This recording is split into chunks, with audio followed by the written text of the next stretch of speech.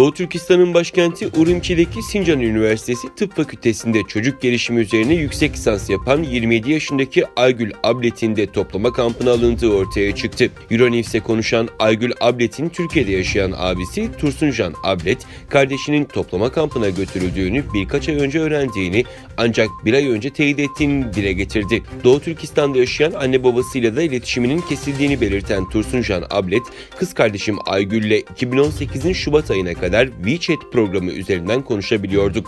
Bana anne babamın çok baskı altında olduğu gerekçesiyle bir daha kendileriyle irtibat kurmamam gerektiğini söyledi. Ancak bu durumdan kısa süre sonra da kardeşimle irtibatımız kesildi. Beni engellediğini gördüm dedi. Toplama kamplarında Doğu Türkistan'da çok sayıda bilim insanı, sanatçı, profesör, öğrenci ve çeşitli meslek gruplarından insanların zorla alıkonulduğu biliniyor.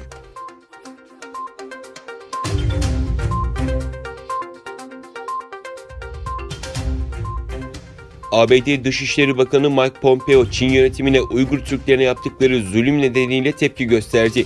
Pompeo, Pekin yönetiminin zulmünün terörizmle alakasının olmadığını belirterek Çin Komünist Partisi kendi vatandaşlarının kültür ve inançlarını yok etmeye çalışıyor şeklinde konuştu. Dini özgürlüklerin korunmasına ve saygı gösterilmesine vurgu yapan Pompeo, Çin Komünist Partisi tarafından Tibet'ten Doğu Türkistan'a kadar uygulanan baskı politikasının terörizmle alakası yok. Çin Komünist Partisi kendi vatandaşlarının kültür ve inançlarını yok etmeye çalışıyor ifadelerini kullandı. Çin'de son yıllarda Uygur Türklerinin yaşadığı Doğu Türkistan'da eğitim merkezi adı altında faaliyet gösteren kamplarla Uygur Türklerinin kimlik ve kültürlerine yönelik ihlaller uluslararası kamuoyu tarafından eleştiriliyor.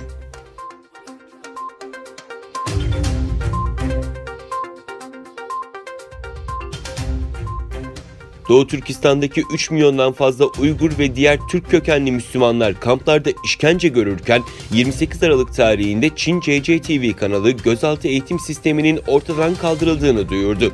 Gözlemcilere göre aslında bu haberin şu anki toplama kampıyla alakası olmadığı ve 1991 yılından itibaren yürürlükte olan fuhuş ve uyuşturucu gibi suçlardan alınıp 6 aydan 2 seneye kadar konulması için kurulan toplayıp terbiye etme merkezlerinden bahsedildiği anlaşılmakta. Ayrıca Çin'in üst düzey yasama komitesi tarafından 2013 yılında çalışma kampları aracılığıyla yeniden eğitim sistemi kaldırılmıştı. Ancak Pekin yönetimi Doğu Türkistan'da toplama kampları ve zorunlu çalıştırma politikasını sürdürüyor.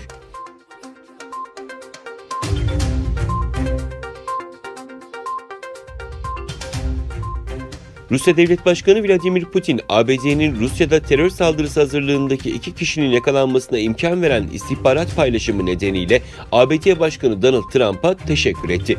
Kremlin basın servisinden yapılan açıklamada Putin'in Trump'la telefon görüşmesi yaptığı belirtildi. Açıklamada Vladimir Putin, Rusya'da terör saldırılarını önlemeye yardımcı olan özel servis yoluyla iletilen bilgi için ABD Başkanı Donald Trump'a teşekkür ettiği ifadesi kullanıldı. Söz konusu uyarıyla yine St. Petersburg'da bir saldırının önlendiği belirtiliyor.